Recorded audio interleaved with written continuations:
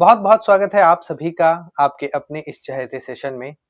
आज मैं उन सभी पेरेंट्स, उन सभी गार्जियन के जो मन में डाउट हैं, उनके इस डाउट को मैं क्लियर करूंगा कि जो नवोदय विद्यालय होता है, उस नवोदय विद्यालय में आपका बच्चा अगर क्लास 6 में एडमिशन लेना चाहता है या फिर 9th में लेना चाहता है या फिर 11th में लेना चाहता है, तो उस बच्चे का एज क्या होना चाहिए, उसे किस तरह का टेस्ट देना होगा, टेस्ट में क्या-क्या पूछा जाएगा, किस एज ग्रुप का बच्चा है तो किस डेट से लेकर किस डेट के बीच में होना चाहिए, कहाँ से होना चाहिए, क्या सरकारी स्कूल में होना चाहिए या प्राइवेट स्कूल से भी हो जाएगा। मैं सारी चीज़ों को आपको हिंदी और इंग्लिश दोनों के माध्यम से आपको समझाने की कोशिश करूँगा। उम्मीद है इस वीडियो के माध्यम से आपके नवोदय के जितने भी प्रॉब्लम्स हैं कि आपके मन में जो डाउट हैं, सभी डाउट क्लियर हो जाएँगे। ओके, सबसे पहले जवाहर नवोदय विद्यालय एक ऐसी सरकारी संस्था है जिसमें जो गांव से आने वाले बच्चों के जो टैलेंट है उनको निखारने के लिए ये सरकार के द्वारा उठाया गया कदम है, जहां पर क्लास 6, क्लास 9 और 11 में एडमिशन होता है। ओके, मैं यहाँ पर थोड़ा सा जवाहर नवोदय विद्यालय के जो मिशन है, विजन है, उनको बताऊं कि यहाँ पर अब आप लोगों को बोला गया है कि एक को educational residential school fully financed by the government of India. Government of India जो भारत सरकार है उसके द्वारा चलाई गई एक ऐसी रेसिडेंशियल आवासीय विद्यालय है जहां पर आपके बच्चे एक एंट्रेंस निकाल कर और 12th तक अच्छे से पढ़ाई कर सकते हैं, जहां पर आपको एक भी फी नहीं लगना है। कपड़े, टेक्स्ट बुक्स, जो आपके वहां के खर्चे हैं सारा वो स्कूल वहन करती है, आपके स्कूल से मिलता है। साथ साथ बहुत अच्छी क्वालिटी के यहाँ पर पढ़ाई भी होती है और अच्छे अच्छे क्वालिफाइड टीचर भी आपको देखने को यहाँ मिलते हैं। ठीक है, तो यहाँ पर ज्यादा प्रमोट करने के लिए क्या होता है कि रूरल एरिया में जो बच्चे होते हैं, टैलेंटेड बच्चे होते हैं, उनको प्रमोट करने के लिए कि उनको बहुत अच्छा स्कूल मिल सके। क्या होता है कि अगर आपके पास पैसे नहीं, आपको लगता है कि बहुत अच्छे स्कूल में डालना है, तो आप इस तरह के एंट्रेंस करवाकर आप इसका प्रवेश परीक्षा होता है, उस प्रवेश परीक्षा को एंट्रेंस कहते हैं। इसी को आप इसे दिलवाकर और अगर उसमें क्वालिफाई बच्चा होता है तो इसमें एडमिशन होता है। चलिए आपको मैं बताता हूं पहले क्लास 6 के बारे में कि क्लास 6 में क्या क्या होनी चाहिए। उससे पहले कि जनरल रिजर्वेशन नॉर्म्स क्या क्या होते हैं, जैसे रूरल कोटा मतलब क्या है कि यहाँ रूरल कोटा का मतलब है ग्रामीण। ग्रामीण जो जगह है उससे आपके जो बच्चा है, आपका जो बच्चा है, उनके लिए एक कोटा फिक्स किया गया है कि आपके जो डिस्ट्रिक्ट में, आप अपने डिस्ट्रिक्ट में ही फॉर्म भरेंगे। आपके जो डिस्ट्रिक्ट है उस डिस्ट्रिक्ट में जो रूरल एरिया से बच्चे आने वाले हैं उसके लिए 75% सीट को रिजर्व किया जाएगा। मतलब जो गांव के बच्चे हैं अगर उन्होंने फॉर्म डाला है अगर, तो उसमें से 75% जो सीट होगा वो गांव के बच्चों के लिए रिजर्व होगा। क्लियर। इसमें गर्ल्स रिजर्वेशन की बात करता है, जो लड़कियों को आरक्षण देने की बात हो रही है। यहाँ पे जितना भी सीट है, टोटल सीट मान लीजिए जितना भी सीट अलाउट होता है, तो टोटल सीट में 1/3 जो है, एक तिहाई हिस्सा गर्ल्स के लिए। तो किसके लिए? गर्ल्स के लिए, जो कहते हैं हम लोग लड़कियों के लिए होनी चाहिए। ओके, क्यों? क्योंकि यहाँ पर जो गवर्नमेंट का जो अपना रूल है उसके हिसाब से हम लड़कियों को जो रूरल एरियाज में रहते हैं या फिर इन जगहों पर रहते हैं, यहाँ पर गर्ल को भी प्रमोट करना है, अच्छे स्कूल में पढ़ाना है। मैं आपको क्लियर तरीके से बताऊं तो ये एक रेसिडेंशियल जिसको कहते हैं आवासीय विद्यालय है। बहुत सारे, चूंकि मैं इन चीज़ों से काफ़ी वाकिफ़ हूँ और गार्जियंस आते हैं तो बोलते हैं सर जब हॉस्टल फैसिलिटी मिलती है तो क्या हॉस्टल फैसिलिटी में गर्ल्स और बॉयज़ क्या एक ही हॉस्टल में रहते हैं? यहाँ पर सब सेपरेशन होता है, आपको कोई मतलब नहीं है एक-दूसरे से और यहाँ पर बहुत अच्छी सिक्योरिटी होती है, बहुत अच्छा व्यवस्था होता है। अगर आपके दिमाग में ऐसा होता है कि प्राइवेट हॉस्टल्स में जिस तरह से होते हैं आजकल, वैसे अगर यहाँ पर होता है तो वो नहीं होता। आप अपने दिमाग से उस चीज़ को निकालिए, बहुत सिक्योरिटी वाला जगह है, बहुत सिक्योर तरीके से आपके बच्चे को रखा जाता है। ओके, अब हमारा क्या है कि कैटेगरी और दिव्यांग, इसमें एसटी, एससी, ओबीसी और दिव्यांग जो हैं, उनका जो रिजर्वेशन है उनके लिए भी रखा जाएगा। ओके, अब आपको मैं बताता हूँ कि आप अगर अपने बच्चे को क्लास 6 में एडमिशन देना चाहते हैं तो उसके लिए क्या-क्या होना चाहिए। मेरे से ढक रहा होगा, पीछे से नहीं दिख रहा होगा, लेकिन मैं आप सभी को इसमें बताता चलूँगा। जैसे क्या कहता है कि अगर आप 2025-26 सेशन के लिए फॉर्म डाले हैं, क्या होता है, जनरली जुलाई से लेकर अगस्त के बीच में इसके फॉर्म आते हैं। और जैसे अगर आपका बच्चा अगर क्लास 5th में अभी पढ़ रहा है तो जुलाई से अगस्त के बीच में इसका फॉर्म आता है, आपको फॉर्म डालना है और इसका एंट्रेंस का डेट निकलेगा, एंट्रेंस हो जाएगी। उसके बाद जब आपका क्लास 6 में बच्चा जाएगा, 5th पास होना चाहिए, और जब 6th में बच्चा आपका जाएगा तो ये 6th में यहाँ से एडमिशन होगा। याद रहे यहाँ पर बहुत सारी चीजें होती हैं, जैसे मैं यहाँ पर क्लियर करने वाला हूँ कि क्या प्राइवेट स्कूल होना चाहिए, क्या सरकारी स्कूल होना चाहिए, क्योंकि ये बहुत ज्यादा गार्जियंस में, पेरेंट्स में इस चीज को लेकर बहुत क्वेरी होती है। तो यहाँ पर कहा गया है कि candidate seeking admission must be with in the age group of 9 to 13 years. मतलब जो आपका बच्चा अगर क्लास 6 में एडमिशन लेने वाला है तो उसका 9 से 13 साल के बीच में ही होना चाहिए जब आप एडमिशन उसका 6th में दिला रहे हैं, जब आप एंट्रेंस का फॉर्म डाल रहे हैं। ठीक है। अब यहाँ पर कहता है कि 1/5/2013 से लेकर 31/7/2015 के बीच में होना चाहिए। किस सेशन के लिए? 2025-26 के 2025 और 26 सेशन के लिए ये डेट रखा गया है। अगर आप 2026 से लेकर 27 के लिए कहेंगे तो यहाँ पर आप डेट बढ़ा सकते हैं 1/5/2014 से लेकर 31/7/2016। इस तरह के डेट आपको देखने को मिलेंगे। जो सेशन बढ़ता जाएगा यहाँ पर डेट भी बढ़ता जाएगा। और आपके बच्चे का जो एज क्राइटेरिया होगा उसमें आपको 9 से 13 साल के बीच में ही होना चाहिए। अब आप क्या है कि 27 से 28 के सेशन में एडमिशन लेना चाहते हैं, 27 से 28 के सेशन में, तो वहां भी आपका क्या है, जैसे आपका 26 से 27 में 14 से लेकर 16 तक हुआ था, इसी ये डेट दोनों सेम रहेगा। अब यहाँ पर क्या है, 14 की जगह यहाँ क्या करेंगे, ये सेशन आपका जैसे बदल जाएगा, ये 13 है तो यहाँ 15 हो जाएगा और यहाँ 17 हो जाएगा। मतलब 15 से लेकर 17 तक आप जैसे जैसे सेशन बढ़ेंगे, जैसे जैसे आपके टाइम बढ़ रहे हैं वैसे वैसे आपको वहां पर लेना है, लेकिन एज 9 से 13 साल तक ही आपको रखना है। और मैं आगे बताऊंगा कि एज के लिए कैसे आपको वहां पर बताया जाएगा कि क्या चाहिए। ठीक है, मैं सारी चीजों को आज क्लियर करने वाला हूं आप सभी से, इसलिए इस सेशन पे बने रहेंगे। एजुकेशनल क्वालिफिकेशन की मैं बात करूं, क्लास 6 का बच्चा को अगर आप एडमिशन देना चाहते हैं तो यहाँ पर क्या होता है, must be studying in class 5। मतलब आपका बच्चा क्या हो रहा है, आप अपने बच्चे को क्लास 5 में पढ़ा रहे हैं। बिल्कुल, आपका बच्चा क्लास 5 में पढ़ रहा होगा। कहाँ पर पढ़ रहा होगा? तो याद रखिएगा कि आपके बच्चे को जब क्लास 5th में, 5वां में बच्चा पढ़ रहा है तो वो किसी सरकारी स्कूल में, सरकारी जो कहते हैं सरकारी स्कूल जिसको कहते हैं गवर्नमेंट स्कूल, या फिर ऐसे प्राइवेट स्कूल जो गवर्नमेंट से एफिलिएटेड है, मान्यता प्राप्त है। ठीक है, गांव लेवल पे जो छोटे छोटे स्कूल होते हैं वो मान्यता नहीं लेते, तो उनको मौका ये नहीं मिलता है। तो आप या तो सरकारी में वहां पर नाम लिखा कर रखिए, या तो फिर आप ऐसे स्कूल जो मान्यता गवर्नमेंट के द्वारा मिली हुई है, प्राइवेट सेक्शंस वाले, वहां से, क्योंकि जब आप ये पास आउट करेंगे वहां से तीसरा भी पढ़ा होना चाहिए, मतलब 3 भी क्लास भी, 4 भी क्लास भी, और 5 तो पढ़ा होना चाहिए। जो आप बच्चा पढ़ रहा है उस वही फॉर्म डाल पाएगा यहाँ पे। मान लीजिए कि आपका बच्चा प्राइवेट स्कूल में है, ठीक है, किसी प्राइवेट स्कूल में है, 3, 4, 5 वहीं पढ़ा है, लेकिन उस स्कूल का जो एफिलिएशन है वो गवर्नमेंट से नहीं मिला है, मान्यता उसको नहीं मिला है, तो क्या होगा कि वो आपका बच्चा फिर वहां से नहीं दे सकता है एंट्रेंस। फिर आपका जो गवर्नमेंट सरकारी स्कूल है वहां पर उसका नाम होना चाहिए। तो ऐसे बहुत सारे स्कूल हैं प्राइवेट में जहां पर गवर्नमेंट से एफिलिएशन मिला है, और जनरली मिलता ही है।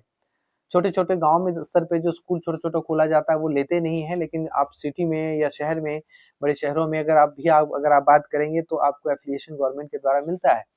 क्यों ये जरूरी होता है? क्योंकि वो टीसी देते हैं।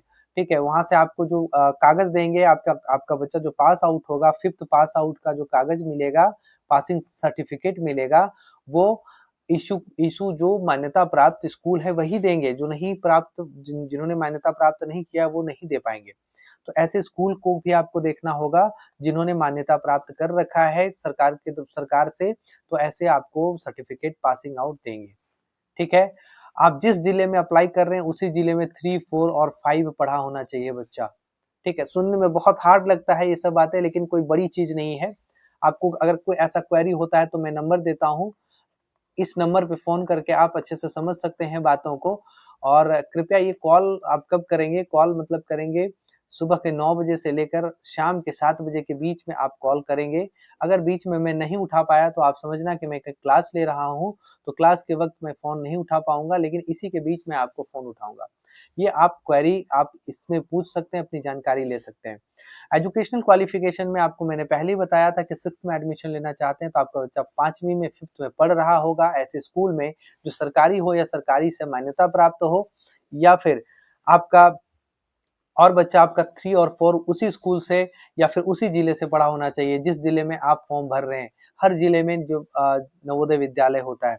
आगे मैं बढ़ूँ आगे मैं बढ़ूँ कि इसका एग्ज़ाम का पैटर्न क्या होता है, ये बहुत-बहुत ज़रूरी है, बहुत लोगों को नहीं पता होता है, बहुत लोग सोचते हैं कि मैं मैथ्स पढ़ा दूँगा बच्चों को, तो वो हो जाएगा। लेकिन जनरली क्या होता है कि आप टेस्ट के बारे में कि इसके एग्ज़ाम के बारे में अवेयर नहीं होते हैं, तो आपका बच्चा बैठता है, लेकिन नहीं हो पाता, फिर आप 1 साल वेट नहीं कर पाएँगे, आप कहीं भी एडमिशन करा देते हैं। और थोड़ा-सा आपको ध्यान देना है, बट कुछ नहीं है, बहुत बड़ी चीज़ नहीं है, बहुत हल्की चीज़ है। बस आपको जानकारी होनी चाहिए कि हमें क्या-क्या पूछा जाएगा। आप अगर जहाँ रह रहे हैं अगल-बगल आप ट्यूशन भी पकड़ा सकते हैं स्पेशल इसके लिए। आप इसके गाइड आते हैं तो आप गाइड खरीद दीजिए और गाइड को लेकर आप उस टीचर से बात कीजिए कि इस गाइड को अच्छे से आप कंप्लीट करवाइए। प्रीवियस ईयर के गाइड आते हैं उसको अच्छे से कंप्लीट करवाइए। थोड़ा अगल-बगल अच्छे से, अगर वो एक्सपीरियंस टीचर हैं इसमें, तो ही आप बात कीजिएगा उनसे इसमें मामले में। तो आपको इसमें क्या-क्या पूछा जाएगा? सबसे पहले 2 घंटे का एग्ज़ाम होगा जो साढ़े 11 से लेकर 1:30 बजे के बीच में होता है, और ये एग्ज़ाम जनरली आपको जो 6th में एडमिशन लेने वाला बच्चा है, ठीक है? उसके लिए 3 सेक्शन में एग्ज़ाम होगा, जो कहता है पहला मेंटल एबिलिटी टेस्ट होगा, 1 घंटे का होगा। यहाँ पर आपको दिख रहा होगा तो ठीक है, 1 घंटे का होगा जो 40 क्वेश्चन का होगा और मार्क्स वो 50 नंबर का होगा। वहीं पर अरिथमेटिक की मेंटल एबिलिटी क्या होता है, जो रीजनिंग वगैरह बनाते हैं तो वो होगा। तो जनरली आप बच्चे को कहीं भी पढ़ा रहे हैं तो रीजनिंग टीचर्स नहीं बताते। आपको स्पेशली इसके लिए थोड़ा-सा टीचर के अंडर गाइडेंस में रखना होगा, जो टीचर इनको पढ़ा पाए। मेंटल एबिलिटी टेस्ट का क्वेश्चंस अलग होता है। अरिथमेटिक की मैं बात करूँ मैथ्स का, तो मैथ्स जो बच्चा प्रोसेस से बनाता है वही मैथ है, लेकिन थोड़ा ट्रिकी होना चाहिए, थोड़ा ट्रिक के साथ, ठीक है? ट्रिक के साथ, क्योंकि यहाँ पर लेवल जनरली क्या होता है कि आपको क्लास 5 तक बोला जाता है, लेकिन आप जब वहाँ पर गाइड देखेंगे या प्रीवियस क्वेश्चन, पुराना क्वेश्चन देखेंगे जो पूछा गया है, उसमें क्या होता है, उसमें आपके यहाँ पे मैथ्स का लेवल जो होता है, जो अरिथमेटिक में मैथ्स का लेवल होता है, वो बहुत ज़्यादा हाई कर देता है, तो जनरली आपको एक टीचर की ज़रूरत होगी। लैंग्वेज टेस्ट होगा, जो आपके लैंग्वेज टेस्ट की बात मैं बोलूँ इंग्लिश वगैरह, तो ये चीज़ है, तो आपको हिंदी, ये चीज़ है, ठीक है?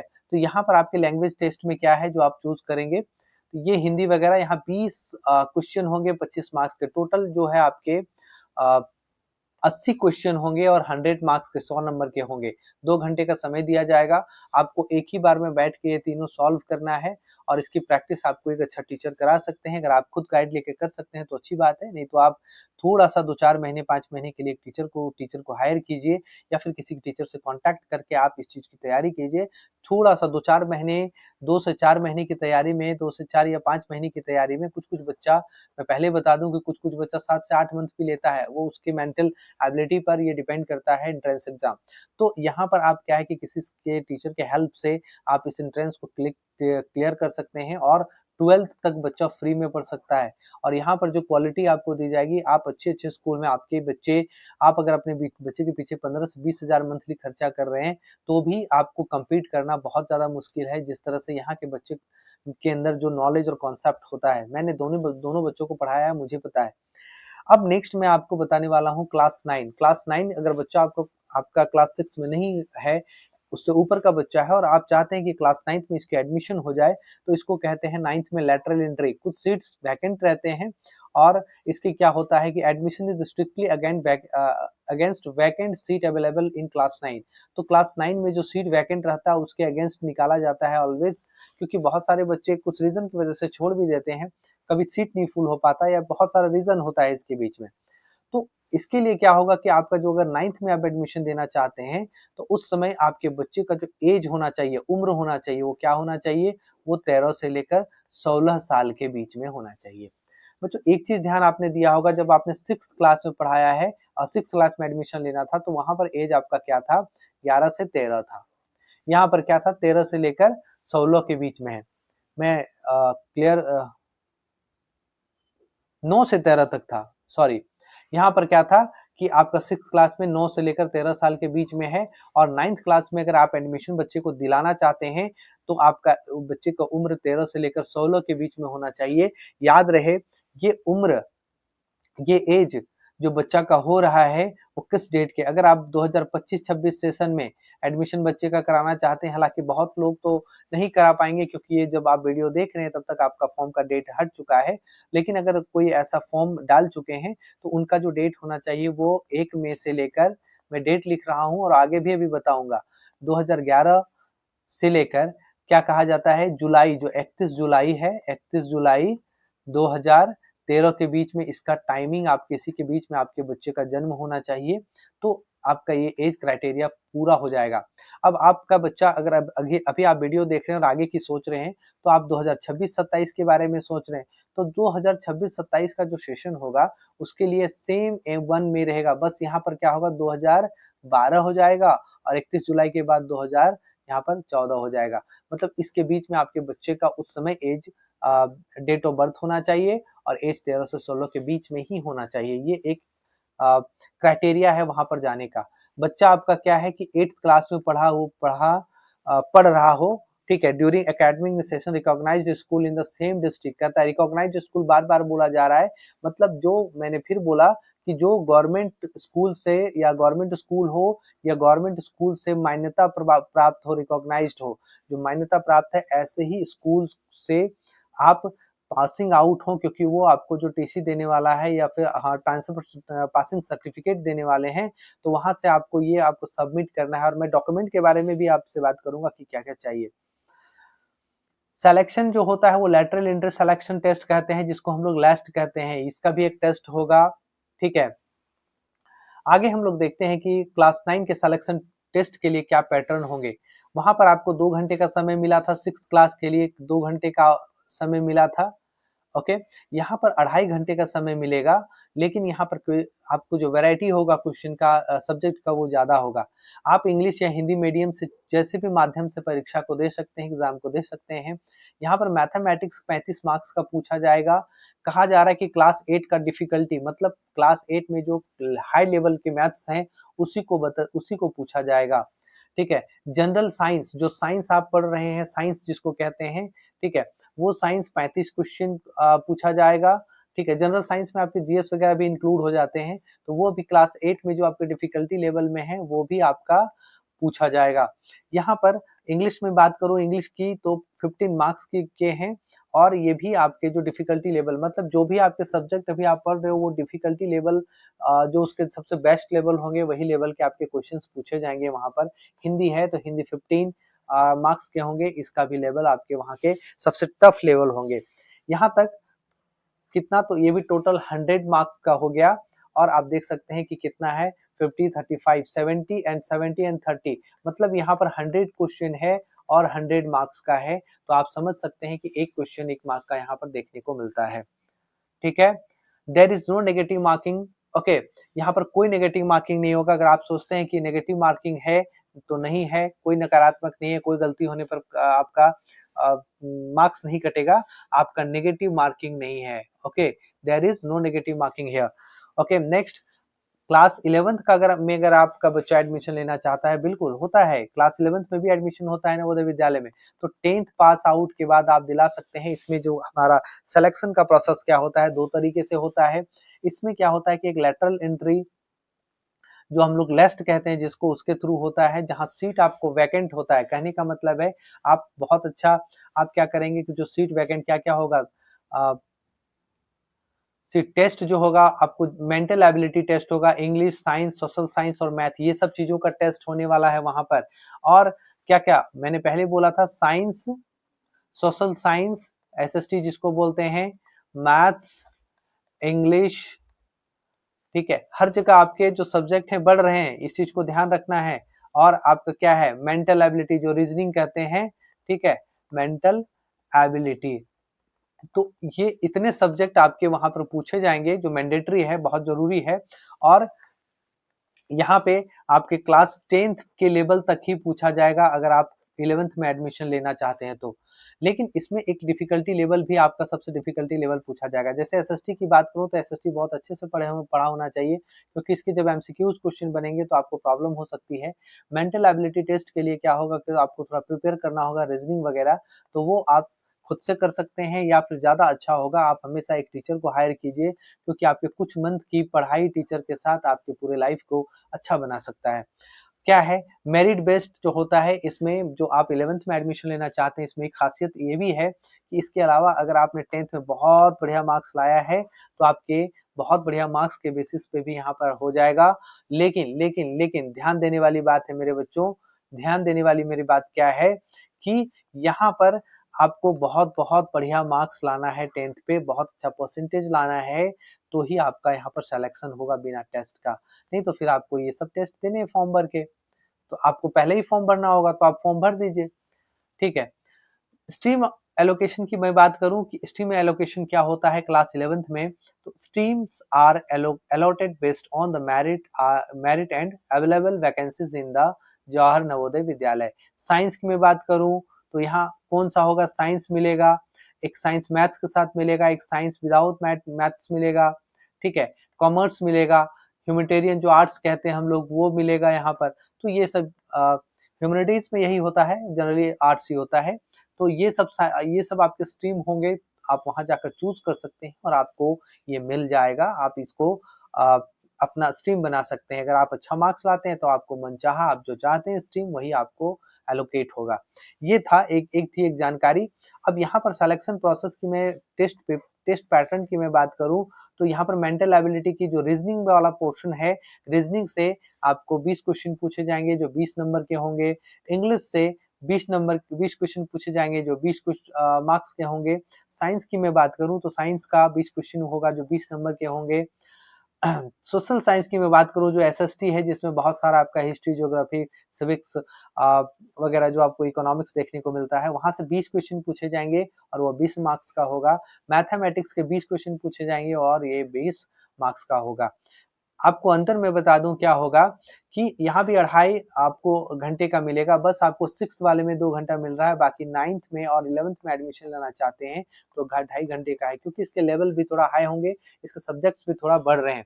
तो यहाँ पर आपको क्या देखना है कि मैथमेटिक्स में हमारा जो लेवल होगा, जैसे आप मैथमेटिक्स प्रोसेस के साथ बनाते हैं तो वहां भी प्रोसेस के साथ बनाना है, लेकिन इतना टाइम नहीं होता आपके पास कि आप इतना कुछ बनाने के बाद प्रोसेस से मैथ बनाने बैठो। यहाँ पर आपको एक थोड़ा ट्रिक अप्लाई करना होगा मैथ्स के साथ। तो इस ट्रिक के लिए क्या करेंगे, आपको टीचर यहाँ भी हायर करेंगे जो आपको ट्रिक के तरीके से मैथ्स बता दे। ठीक है, नहीं तो अगर आपसे बहुत जल्दी सॉल्व होता है तो बहुत अच्छी बात है, लेकिन मेरा मानना है कि आप एक टीचर ऑलवेज हायर कीजिए इसके लिए कुछ दिन के लिए, और हमेशा टीचर को बोलिए कि इस पे कम से कम आप टेस्ट जरूर देते रहिए। डॉक्यूमेंट रिक्वायर्ड जो सबसे इंपॉर्टेंट है, जो अभी तक इस सेशन का जो इतना इंपॉर्टेंट ये वाला है, क्योंकि इसके यहीं पर गार्जियंस हमेशा फंसते हैं और टीचर्स भी बताने में फंसते हैं। यहाँ पर आपको बर्थ सर्टिफिकेट होना चाहिए। मैंने बोला ना कि हर एज पे, जैसे 6th के लिए क्या बोला 9 से 13 साल होना चाहिए, 9th के लिए भी आपका जो होता है 13 से 16 होना चाहिए, और 10th और 11th के लिए कितना होना चाहिए, तो 11th के लिए एज क्राइटेरिया यहाँ पे नहीं बताया गया है, लेकिन इसके लिए भी आपको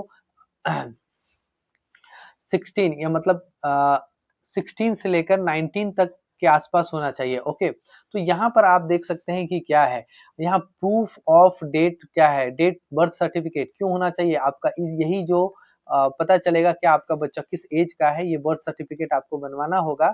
ये जनरली आप बनवा सकते हैं, आपके अगल बगल बहुत जगह बनता है, आप प्रज्ञा केंद्र वगैरह में भी जाएंगे तो आपका वहां से काम बन जाएगा। Rural quota certificate, rural quota certificate का मतलब क्या होता है, प्रूफ ऑफ रूरल स्टडी, मतलब अगर आप गवर्नमेंट सरकारी स्कूल से रूरल में पढ़े हैं तो आपको इसका सर्टिफिकेट देना है।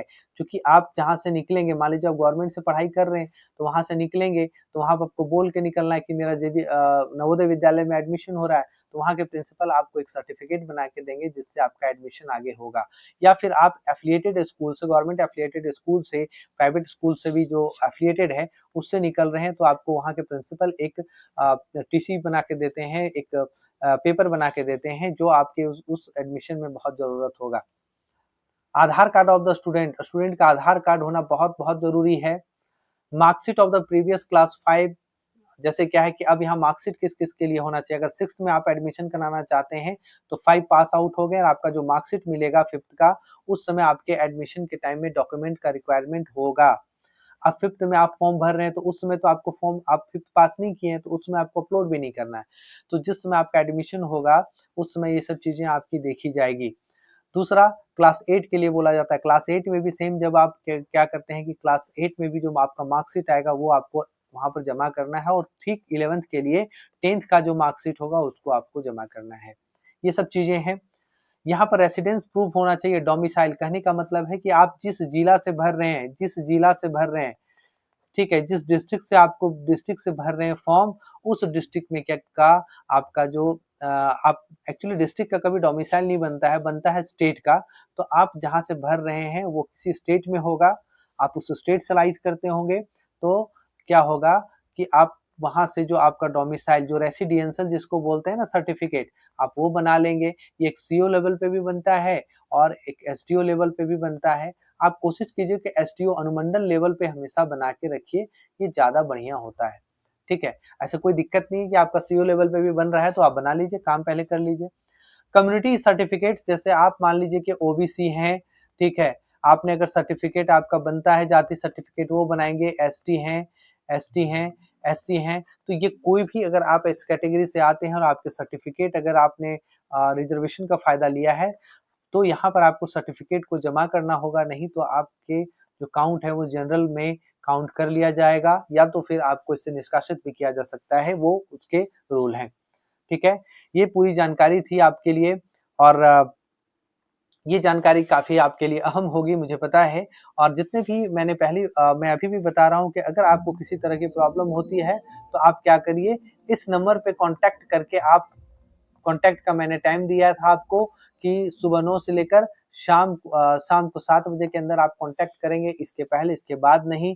ये समय को कांटेक्ट में आप करके आप और भी जानकारी ले सकते हैं, और मैंने सारी चीजों को यहाँ पर बता दिया है। मुझे नहीं लगता कि आपको फिर भी कोई तरह का डाउट होगा। आप वीडियो को दोबारा देखेंगे तो आपको पूरी तरह से समझ में आएगा चीजों को। आप इसी तरह की जानकारी नेतरहाट और सैनिक विद्यालय या फिर अन्य ऐसे स्कूल जो इम्पोर्टेंट है उसकी जानकारी के लिए आप इस चैनल से जुड़ सकते हैं। चैनल को लाइक कर सकते हैं, सब्सक्राइब कर सकते हैं और सभी के साथ शेयर भी कर सकते हैं। धन्यवाद।